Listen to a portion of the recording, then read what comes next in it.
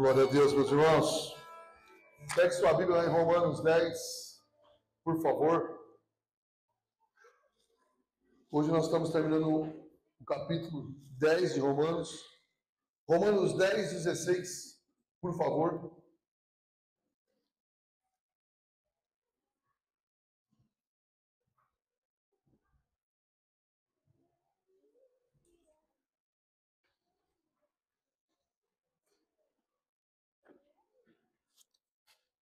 Vamos lá. Diz assim a Escritura: mas nem todos obedeceram ao Evangelho. Pois Isaías diz: Senhor, quem acreditou na nossa pregação? E assim, a fé vem pela pregação, e a pregação pela palavra de Cristo. Mas pergunto, porventura não ouviram? Sim, por certo. Por toda a terra se fez ouvir a sua voz, e as suas palavras até aos confins do mundo. Pergunto mais, porventura não terá chegado isso ao conhecimento de Israel? Moisés já dizia: eu vos porei ciúmes com o povo que não é nação, com gente insensata eu vos provocarei a ira. Isaías a mais se atreve e diz: fui achado pelos que não me procuravam, revelei-me aos que não me perguntavam de mim. Quanto a Israel, porém, diz: todo dia estendi as mãos a um povo rebelde e contradizente. Senhor, oramos a Ti, Senhor, que o Senhor é misericordioso e traz clareza sobre a Tua palavra a nós, Pai.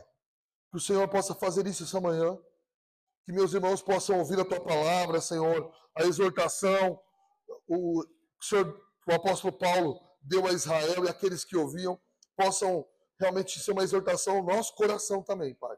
Que o Senhor faça isso nessa manhã, em nome de Jesus. Amém. Pode sentar, meu irmão.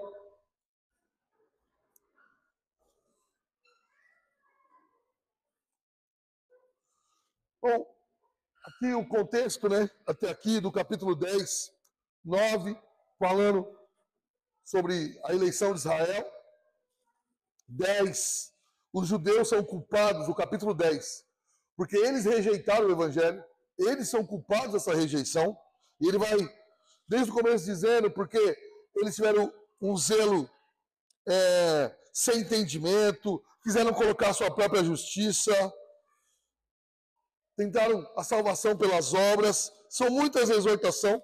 Depois ele vai dizer, a partir do verso 11, que a salvação é universal no sentido que todos os povos, não era mais os judeus não eram, nunca foram, donos da salvação. Que ele já dava sinais que iam salvar pessoas de outras nações, e agora ele vai concluir todo o entendimento que ele, as doutrinas e tudo aquilo que ele fez no capítulo 10. É o que ele vai começar a fazer para encerrar o capítulo 10.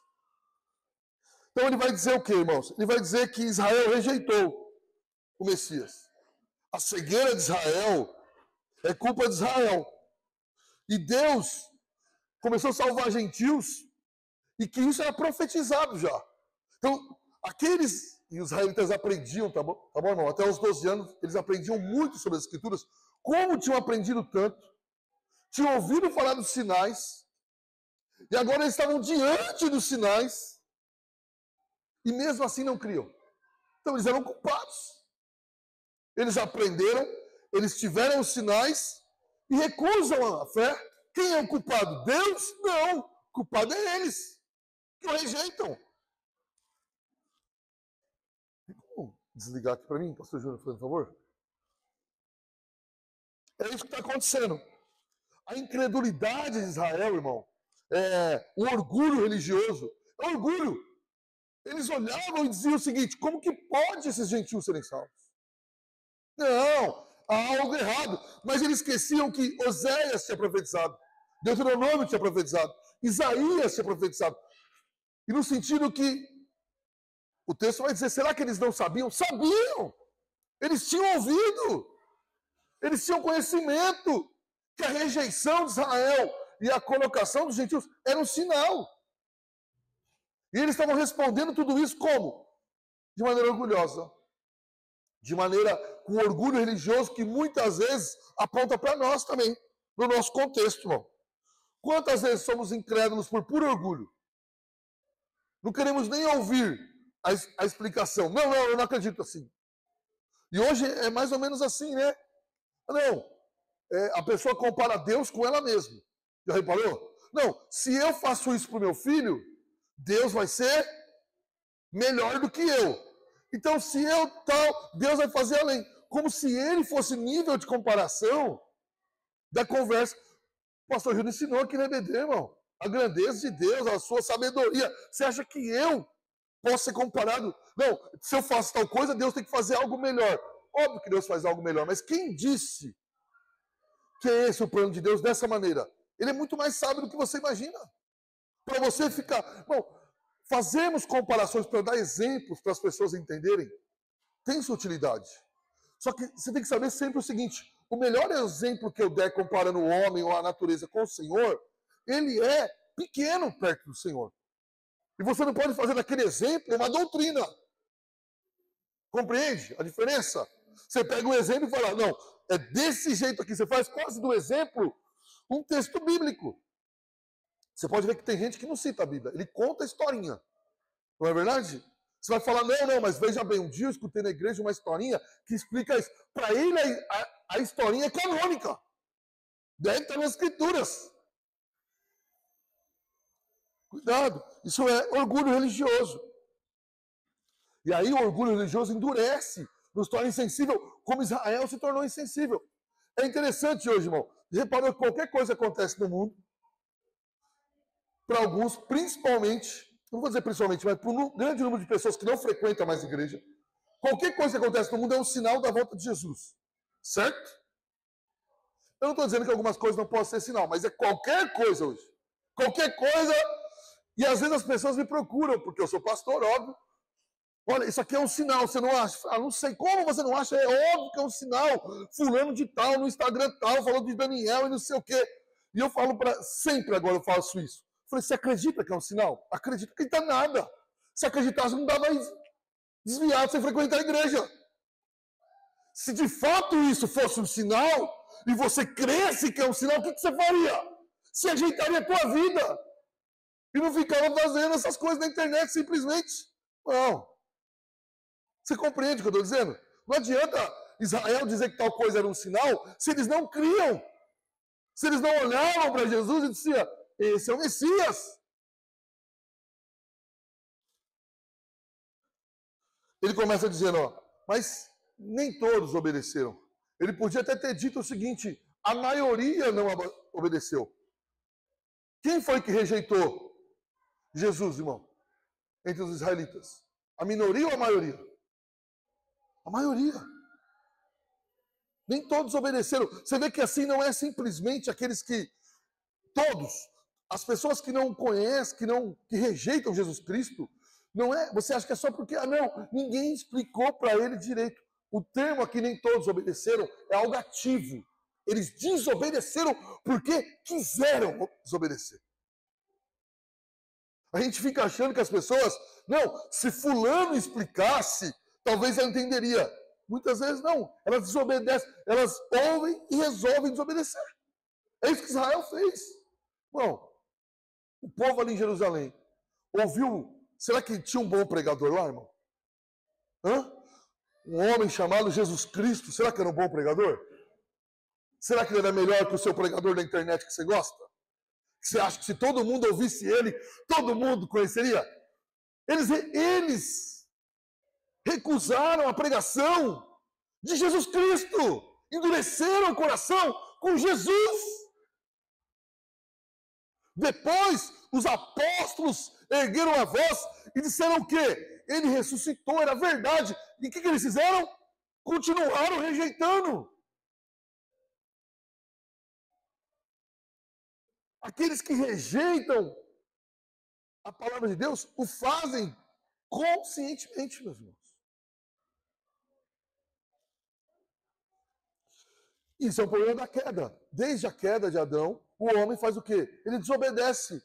E ele desobedece não simplesmente porque ele não entende, ele desobedece de maneira ativa, ele quer. Ó, quem tem filho sabe, é uma coisa quando o seu filho não entendeu, certo? E quando ele meio que compreende o que você mandou e mesmo assim desobedece. Não é diferente as duas coisas? O que ele está dizendo é o seguinte, eles começaram a compreender. E por começar a compreender, rejeitaram. Eles preferiram ouvir outro tipo. Que alguém podia, pela sua própria obra, pelo seu próprio esforço, chegar ao céu. Essa resistência aconteceu. Eles recusam o evangelho de maneira ativa. E aí vem o verso 17. Ainda no verso 16 ele fala, quem acreditou na nossa pregação? Isso aqui é um texto de onde, irmão? De Isaías. Isaías já era um protótipo. Já recusaram a pregação de Isaías. Mas você podia ir mais longe no Antigo Testamento. Recusaram a pregação de Jeremias. Jeremias dizia que todos os profetas mentiam, certo? E ele falava, vocês dizem paz quando não há paz, são mentirosos. Mas o povo acreditou em quem? Nos mentirosos. E Jeremias foi preso. Tanto que ele fica indignado com a situação. Fala, não dá mais. Eu nem quero mais falar o teu nome para esse povo. Lá em Jeremias 20 ele fala isso. Eu não quero nem falar mais no teu nome. Só me veio problema por causa de falar a verdade. Recusaram a pregação de Jeremias. Recusaram a pregação de Isaías. Ele falou, quem deu crédito? Pastor, mas esse texto de Isaías 53 está apontando para Jesus. Sim. Mas, lembra que uma profecia desse tipo, ela acontece de maneira menor. Aprenda isso. Quando o profeta está falando e se cumpre de maneira maior em Jesus. Recusaram o de Isaías, que já profetizava que também recusariam a de Jesus. Lógico, a de Jesus ainda foi mais grave. E quando Jesus prega, as pessoas não ouviram a sua mensagem.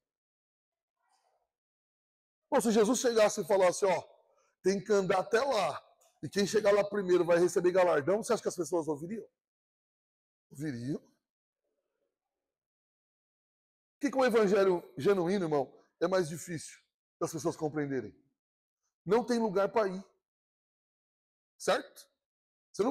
Para você ser crente genuinamente, você precisa ir até algum lugar? Você precisa ir até alguma basílica? Você precisa visitar algum país?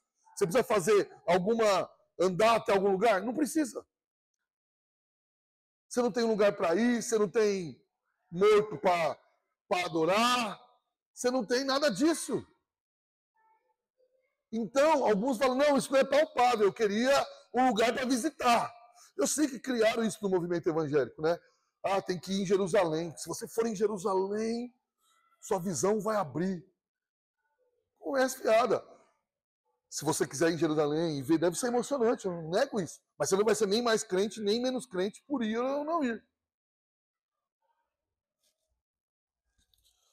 E aí vem o verso 17. E assim, a fé vem pela pregação. Ele já tinha dito isso, ele está confirmando. O que ele tinha dito? Como crerão daquele que não ouviram? E como ouvirão, se não há quem pregue? Ele está aqui fechando a ideia. Quer dizer o quê? Olha, a fé vem pela pregação. Por onde vem a fé? Pelo exemplo ou pela pregação, irmão? A próxima vez que alguém disser a fé, o exemplo arrasta, lê esse versículo dele. A pregação faz isso. O testemunho e o exemplo, ele tem seu lugar. Mas saiba disso. Não há exemplo nenhum que você possa dar que possa arrastar alguém ao Senhor. Quem você acha que você é? E digo mais, se você ficar falando, olha para o meu testemunho, a pessoa vai olhar e vai encontrar defeito em você e em mim. E você vai ser um fator de problema e não de salvação. Se a pessoa olhar muito para o Darcio, muito, o testemunho não vai arrastar. O testemunho vai afastar. Eu tenho defeito, você tem defeito. Não se coloque nesse patamar. Agora, quando você prega sobre aquele que não tem defeito, apontando para aquele perfeito, que é Jesus Cristo, que nos substituiu na cruz do Calvário, aí sim. É a pregação da palavra. E como é que o verso 17 termina? Qual que é a palavra? A palavra de quem? De Cristo. E aqui ele define o que é pregação, irmão. O que é pregação? Pensa na sua mente. O que você define como pregação? A maioria dos crentes vai dizer alguém lá na frente com o microfone falando na hora do culto. Mas será que todo mundo que faz isso está pregando de fato? Ele já ensinou como é que é o evangelho. Fala que você tem que confessar com a boca e crer com o coração em Jesus Cristo. O Jesus Cristo que ele já vinha explicando. Que levou todos os nossos pecados, desde Romanos 5, lembra? Que levou o nosso pecado, que imputou a justiça a nós, que nos deu nova vida. É nesse contexto todo que ele está dizendo. Pô, essa é a pregação do evangelho. Quando você chama qualquer coisa de pregação da palavra de Cristo, irmão, você está errado. Também é errado dizer que só nós aqui pregamos a palavra de Cristo. Seria tão errado quanto. Agora achar que qualquer palavra de motivação, você vai vencer, você vai chegar lá, confia. Isso não é pregação. Não, na realidade, para resumir, é o seguinte, ó. A pregação do evangelho é pregar Cristo no poder do Espírito para a glória de Deus. Se não prega Cristo, não tem pregação. Se prega Cristo de maneira simplesmente racional, não confiando no poder do Espírito Santo, também não é pregação. E se não prega para que o alvo seja a glória de Deus, também não é pregação. Se o homem vai sair com toda a glória no final, isso não pode ser chamado de pregação. Por que aparece algum coach falando em algum lugar e alguém diz, nossa, parece uma pregação? Por que a pessoa faz isso? Porque ela não sabe o que é pregação. Martin Lloyd Jones, ele foi falar num seminário, até o livro Pregação e Pregadores surge dessas palestras desse seminário. E ele, uma das palavras é separando o que é palestra e o que é pregação. Quando ele acabou, veio um grupo de jovens e falou assim para ele, seminaristas, eu não consegui entender qual a diferença entre palestra e pregação. Lloyd Jones falou, se você não conseguiu entender, é porque você nunca ouviu uma pregação. Faz o seguinte, domingo vai lá na igreja, em Westminster, que você vai ouvir uma pregação. É diferente. Muitos dos irmãos já deram palestra, eu estou dizendo assim, lá no seu serviço. Isso é bom, mas isso não é pregação. Mesmo que você termine citando um versículo. Então, cada um dá uma palestra. Vamos pensar, o Moisés dá uma palestra lá sobre... Já fez isso. Num lugar, falando a importância da psicologia, da saúde mental. E aí ele encerra falando um versículo. Aí ele vai sair falando para os outros. Preguei lá. Quem pregou, rapaz?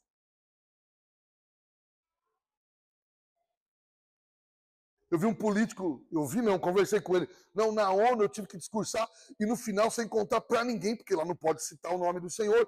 Eu citei um versículo que ninguém sabia, eu estava pregando. Você estava com vergonha de citar que era um versículo, você não estava pregando coisa nenhuma. Pregação, não, é pregar a Cristo. E a Ele crucificado, ressurreto e aguardando sua volta. Fora isso, não é o que eu faça. Não, a aula da EBD, ela tem que ser diferente da pregação. É óbvio isso. Então, nem tudo é pregação. A pregação genuína é de fé salvífica. É apontando, você precisa de um Salvador. E para aquele que já é cristão, você precisa confiar cada dia mais em Cristo para abandonar os seus pecados e crescer em santificação. Tudo que o crente precisa está em Cristo, meu irmão. Verso 18. Mas, pergunto, porventura, ele diz, não ouviram? Ele está falando de quem aqui, irmão? Dos israelitas. Eles não ouviram a pregação da palavra? Eles não ouviram que certas coisas aconteceriam? E ele responde, sim, por toda a terra se faz ouvir. O que ele está dizendo? Agora que Jesus Cristo ressuscitou e os crentes estão se espalhando, essa voz, que antes era só a revelação geral, aprendemos isso na EBD, certo? Agora, depois da ressurreição de Cristo, está se espalhando o quê? A revelação especial. O que é a revelação especial? A pregação da palavra, onde as pessoas podem crer. Ela está se espalhando. Israel tinha sido avisado que isso aconteceria. E se eles recusam, é culpa deles. E se você recusa, é culpa sua. E o que importa é essa palavra sendo pregada corretamente. As suas palavras estão sendo ecoadas, as palavras de Cristo, as palavras dos apóstolos. O que é uma igreja apostólica? Não é uma igreja que tem apóstolo. Igreja apostólica, baseada em Atos 2, é que persevera na doutrina dos apóstolos. Isso é uma igreja apostólica. Se ela tem apóstolo, ela não é apostólica. Ela tá certo que ela está errada. Entende? Essa é uma realidade. Tá certo que está errado, né? Para ter certeza que está errado é se tiver apóstolo. Agora, irmão, se não é qualquer evangelho, pense numa coisa, alguém tem uma doença grave e ela precisa de remédio. Não estou falando de doença, não estou nem falando de morte. Ela precisa de um remédio. E você vai lá e dá um remédio sem efeito nenhum. Você dá lá, farinha lá, finge que é o remédio e fala, isso aqui vai resolver. A pessoa está agindo certo? Hã? O que você acha? Que o falso evangelho, que o evangelho sem Cristo, o evangelho centrado no homem, vai causar algum tipo de salvação? Não vai. Agora, eu vou piorar. Imagina que alguém está com muita dor. Ou uma crise renal, por exemplo. E a pessoa vai lá e só dá anestésico nela. O que aconteceu comigo faz uns 2 anos, eu acho. Eu tive uma crise renal. Fui no médico. O que eles me deram? Remédio para tirar a dor. Se eu não me engano, foi Tramal. A dor passou. Cheguei em casa alegre e feliz. 6 horas depois, o que aconteceu? Dor no rim. Fui no médico, me deram Tramal. Eu fiquei feliz. 6 horas depois, de novo, não tem fim. Irmão, alguns pregam o falso evangelho e outros, nós podemos chamar esse falso evangelho de anestésico para a alma. A pessoa está morta nos seus pecados e delitos. E a pessoa vai lá e dá o quê? Agora, o anestésico para aquele que está sofrendo não parece bom no momento? Agora, se não tratar, resolve? Então a pessoa vai lá e escuta, olha, você precisa vencer, você precisa confiar mais em você precisa declarar. Isso é anestésico, sim ou não? Para aquele que está na pindaíba, irmão, você ouve, olha, se você der uma oferta agora, vai resolver. Você fala, eu dou é tudo, filho.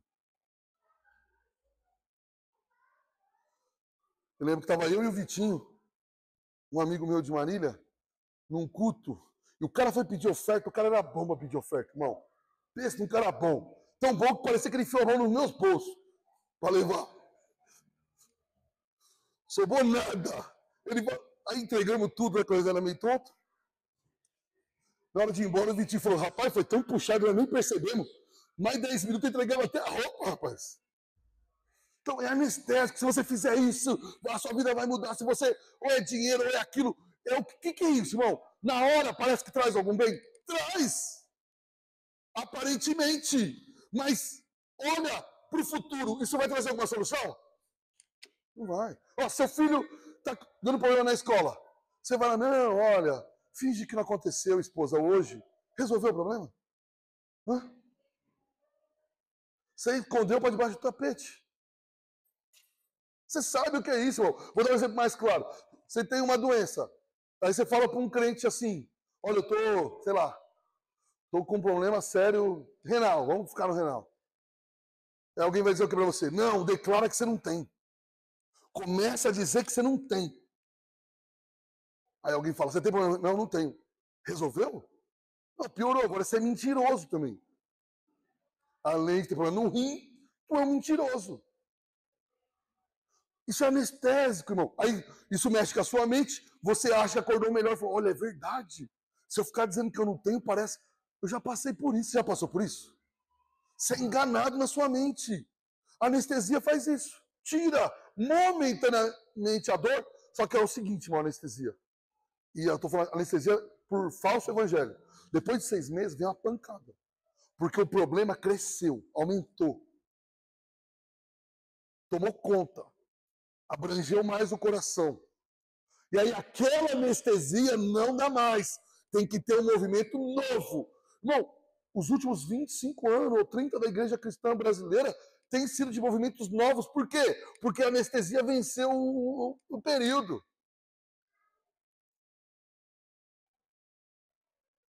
O que cada um de nós, inclusive eu, meus filhos, precisamos ouvir é a pregação do Evangelho. É a palavra de Cristo. Seu filho não precisa confiar mais nele. Seu filho precisa confiar em Cristo. Você não precisa falar a palavra de efeito para ele. Porque ele vai perceber que a palavra, se ele for inteligente, uma hora ele vai perceber que a palavra de efeito é um anestésico. Por isso que tanto jovem abandona, porque o Evangelho, esse Evangelho de frase pronta, chega uma hora que não faz mais sentido. Ele fala, não dá certo. É falso. Ou nós não entendemos como é que era para fazer. O falso nunca salva, irmão. A mentira não pode salvar e nem a anestesia vai resolver o problema. O homem precisa nascer de novo e depois que ele nasce de novo, ele precisa continuar toda a sua confiança em Jesus Cristo. Você tem passado dias difíceis, alguns de vocês? É possível. Você tem que se apegar a Cristo. Cada vez mais. Continuando o texto, verso 19, ele vai falar agora do sinal. Que houve um sinal no meio dos gentios, que isso, Israel podia ter visto sinais e reconhecido. Olha, a profecia de Isaías, Eu citei um outro texto, agora que me fugiu a mente, deixa eu ver se eu acho aqui. Teve mais textos, Oséias 2, 23, Jeremias profetizou que isso acontecia. Então reconheça isso. Ele diz, olha, pergunto mais, porventura não terá chegado isso ao conhecimento de Israel? O que ele está falando? Será que Israel não foi avisado? Será que Israel não recebeu informação que essas coisas aconteceriam e eles deviam perceber? E ele mesmo responde. Olha onde ele chega, irmão. Ele nem usa os profetas aqui primeiro para responder. Ele fala o quê? Moisés dizia. O que ele está dizendo?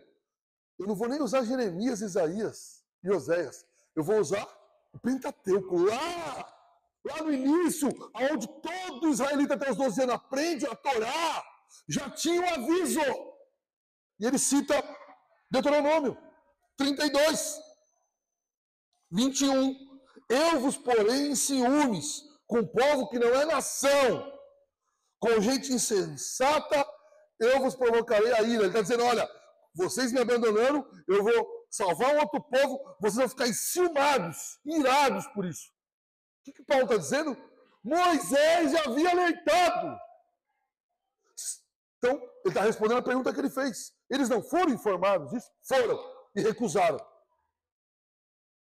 Irmão, você tem sido informado dessas coisas? Você tem sido informado do Evangelho? Então, irmão, se houver recusa, minha, sua, a culpa é nossa. Até quando, irmão? Até quando você vai colocar a culpa em terceiros? Até quando essa desculpa vai colar? Pastor, você não sabe o que eu passei. Irmão, eu reconheço que muitos dos irmãos passaram por coisas difíceis. Talvez coisas que eu nem imagino. Mas isso não diminui uma vírgula da verdade. E você, se lesse mais a Bíblia, também seria avisado que haveria falsos profetas, que haveria gente que engana, que haveria erro. Sim ou não? Então você foi formado. É o mesmo texto aqui. A Bíblia diz que haveria falso. Para você ficar alerta com falso. Ela já avisava. Ela diz ainda que quanto mais o tempo se aproxima, isso aconteceria o quê? Cresceria. Irmão, deixa eu falar para você fica dizendo, pastor, como tem tanto falso profeta, você tem que acabar. Você está achando que você quer que a gente faça o quê? Você está matando aí os falsos profetas? Irmão, o Senhor profetizou que no final dos tempos aumentaria os falsos profetas, sim ou não? Então, entenda uma coisa uma vez por todas. O falso é um sinal que o dia está se aproximando. O aumento do falso evangelho é um sinal claro e nítido que não devia fazer você desanimar, devia fazer você desesperadamente procurando a verdade. E se um dia nós aqui começássemos a proclamar um falso evangelho, você devia pegar suas coisas e sumir daqui. O Senhor falou que isso vai acontecer. Paulo já disse para os adolescentes que desde aquela época o Espírito de Cristo já estava. E quanto mais se aproximasse, isso iria crescer. Então, o caos que nós vivemos é um sinal. E se é um sinal, é como é para Israel. Você devia crer mais no Senhor, porque a palavra dele está se cumprindo.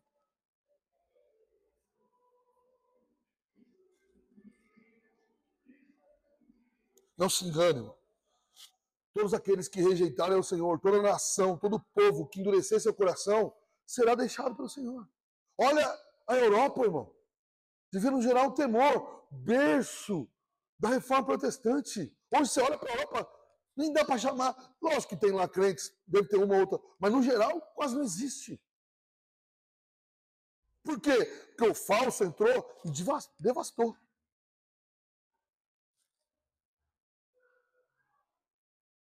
Agora, uma coisa é fato. Mesmo que Israel rejeitou, senão o evangelho não para. Começa a salvar o gentil. A Europa rejeitou. Nossa, já falei aqui, a Índia, muitos locais da África. Esses dias eu vi alguém querendo dar aquelas lacradas assim, falou, olha, né, a mulher ela nem era cristã, mas era ou mestre ou doutora em assuntos africanos. E ela era nascida na África, tinha estudado, e foi dar entrevista para algum jornalzinho fuleiro brasileiro.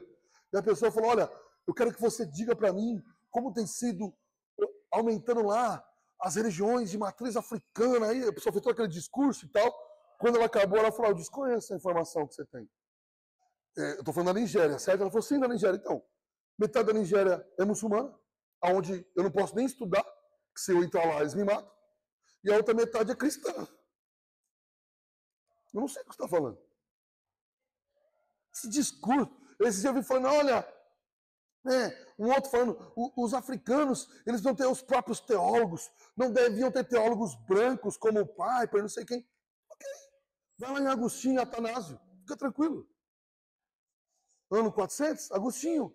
Você não sabe, Agostinho de Hipona que eu cito aqui, era africano. Atanásio era africano, é tudo certo. Saiba disso, irmão. A Europa rejeitando, tem muito lugar sendo salvo. Você acha que a obra de Deus para? É que não faz barulho, porque não é lugar chique. Mas a Índia tem crescido demais o evangelho. Tem crescido demais o evangelho na África. Tem crescido. Por quê? Porque Deus não para, irmão. E se nós rejeitarmos a verdade, ele vai espalhar em outro lugar. Fica com essa conversa aí, não. Faz 30 anos que eu escuto. O Brasil é o país do último avivamento. Já ouviu isso? 30 anos. Aí ficam brincando com essas coisas. Uma hora, Deus pode falar, não, tá bom, cansei de vocês. Vocês rejeitaram, endureceram o coração, ficaram brincando com as coisas? Saiba disso, meu irmão. Nenhum povo, nem Israel, nenhum povo é dono da graça divina. Saiba disso. Nenhum povo tem ele mais do que outro povo. Se ele quiser, ele se expande para onde ele quiser. Salva quem ele quiser. Não tem cor de pele, não tem nacionalidade, não tem continente. O nosso Senhor salva. E quem rejeita, endurece o coração, será deixado de lado. Fica achando que Deus ama mais a América do que a África. Nada. Um povo rejeita, o evangelho chega no outro.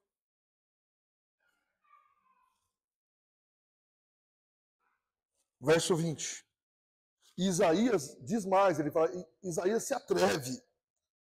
Fui achado pelos que não me procuravam. Os gentios procuravam o Senhor? A gente fala, não, olha, tantas pessoas estão aí fora procurando o Senhor. Não, o texto diz que não. A maioria das pessoas não estão procurando o Senhor. É o Senhor que o procura. E até aqueles que estão procurando, quem colocou o desejo neles? Então, a procura só nasceu pelo poder do Espírito Santo. Então, quem foi? Até foi o Senhor.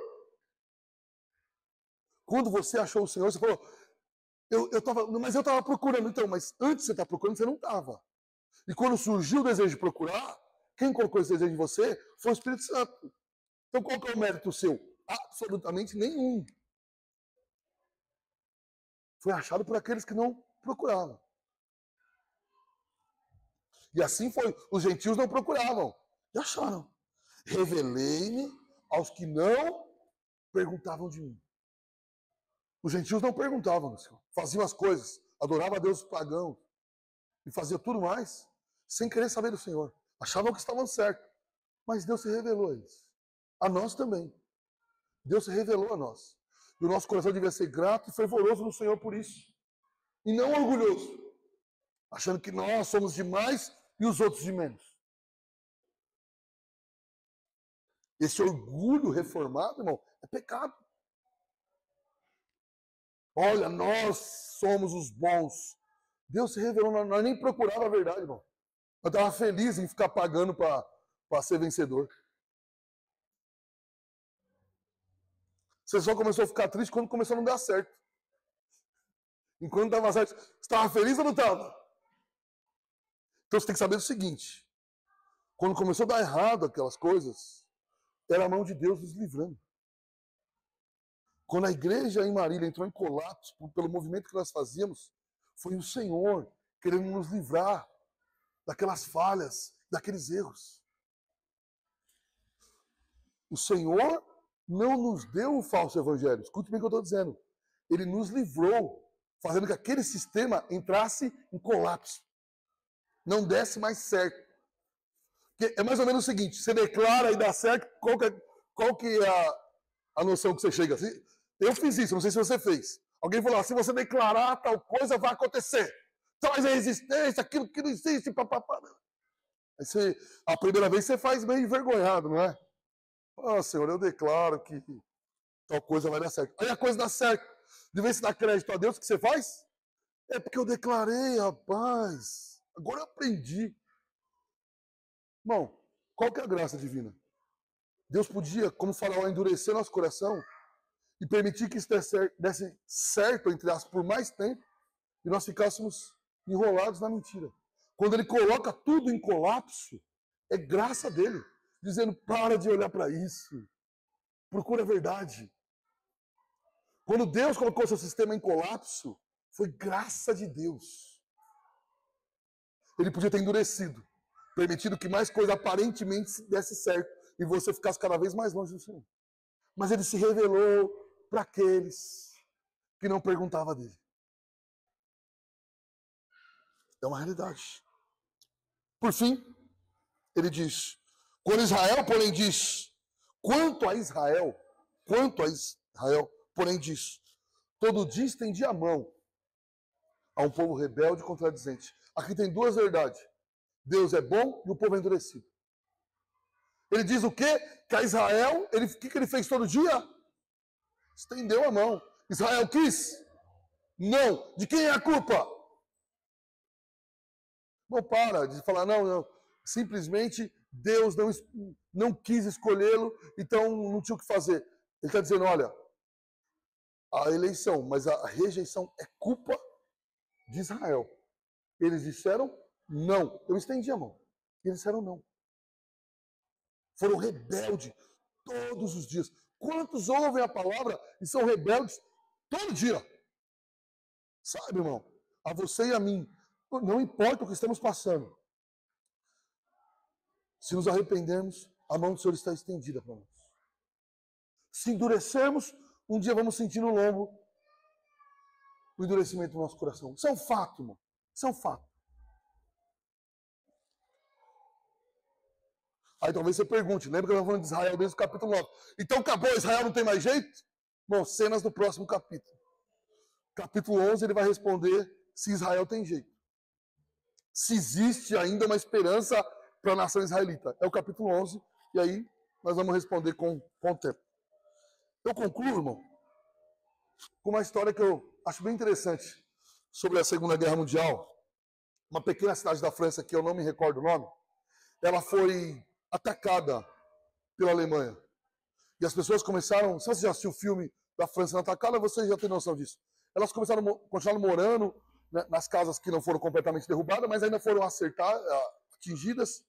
Então, famílias que tiveram a casa totalmente destruída, ia morar junto com a outra, tinha uma casa metade destruída. Iam juntando muitas pessoas nessas casas. Uma dessas casas, um desses locais, era uma igreja pequena que tinha sido atingida. E aquelas pessoas estavam desesperadas ali. E um homem cristão que admitia que não estava no seu melhor do cristianismo, num dia de choro, nos escombros, achou uma cruz. Achou uma cruz, só o símbolo do cristianismo, toda destruída. Como ele não tinha o que fazer, ele ficou ali limpando ela e arrumando aquela cruz. E ele colocou ela de pé de novo. E por costume, todo dia ele ia orar próximo da cruz, pedindo ao Senhor que livrasse eles dos nazistas. E ele conta a história que num dia era ele, no outro dia foi ele e a esposa, no outro dia eram 10 ali. Outro dia, alguns que já tinham rejeitado o evangelho, já não eram, começaram a reatar, e depois começou a ir pessoas que nunca nem creram no evangelho. E eles começaram a se amontoar, combinaram um horário, todo dia todo mundo se juntava como se fosse a igreja deles próximo daquela cruz, não era uma idolatria a cruz, mas todo mundo perto daquela cruz, como se fosse uma igreja, e ali eles oravam e compartilhavam um pouco. Essa história, irmão, real, ilustra essa verdade que eu estou pregando aqui, irmão. O cristianismo, às vezes a gente acha que o cristianismo está em decadência. O cristianismo, como instituição religiosa, em alguns locais pode estar, mas o cristianismo nunca está em decadência. Se alguns de nós, genuinamente, nos unirmos em volta da cruz, não numa cruz de madeira, mas da pregação da palavra da cruz, virão mais pessoas a ouvir o evangelho. E essas pessoas, muitos se reconciliarão, outros serão salvos, pelo poder que há na pregação da palavra. Agora, se nós ficarmos em volta, irmão, de coisas que não é a cruz, não é a pregação da palavra, não salvará pessoas. Se nós tivermos grandes eventos, fizermos grandes coisas, mas não houver a pregação da palavra, se no seu lar não tiver pregação da palavra, se nós não nos reunimos em volta da pregação de Cristo, não tem saída para nós, irmão. Mas se poucos de nós fizermos isso, Deus atrairá muitas pessoas. Pelo poder dele. Eu termino fazendo algumas aplicações para a vida. Ou examine muito bem seu coração nessa manhã. Não permita, e eu também não devo permitir, o pastor está muito sujeito a isso, a que um orgulho religioso invade seu coração, endureça seu coração. E por causa de coisas que aconteceram outrora, ou aqui nessa igreja, ou em outro local, faça você se apartar de Cristo. Não faz sentido, irmão. Seu orgulho. Outra coisa, se você tem visto sinais do Senhor, sabe, mostrando que você está frio, tem sinais para você retomar a comunhão, Deus está sendo bondoso, Ele está estendendo a mão para você. Ele não está recolhendo, Ele está estendendo. Então responda a isso genuinamente, meu irmão. Não. A partir de fevereiro de 2025, eu vou pegar firme. Já viu isso? Tá certo? Nunca dá. O cara faz projeto para ficar 6 meses desviado. Daqui 6 meses você vai estar mais duro que está hoje. Responda. Examine seu orgulho e responda. Outra coisa, dentro disso ainda, esteja bem atento aos sinais. Não simplesmente sinais de televisão. Se você percebe que Deus tem feito coisas, e você percebe que Ele tem te atraído, ou que tem certas coisas da palavra de Deus têm se cumprido, você acredita nisso mesmo? Você acredita que algumas coisas estão acontecendo? Estou te perguntando. São sinais da vida de Cristo? Você acredita? Então responda a isso genuinamente. Adianta você falar que é sinal e vive uma vida cristã relaxada. Faz sentido nenhum. Se você crê de fato que é um sinal, ajuste seu coração e seu fervor aí. Por fim, irmão, todos nós somos gentios, certo? Todos nós, quando levamos Deus a sério, somos uma luz para aqueles que estão afastados. Não porque somos bons, mas porque Deus nos usa como um espelho, como ele disse, quebrado ainda. Que nós possamos proclamar a mensagem da cruz. Até morrer. Já dizia a canção.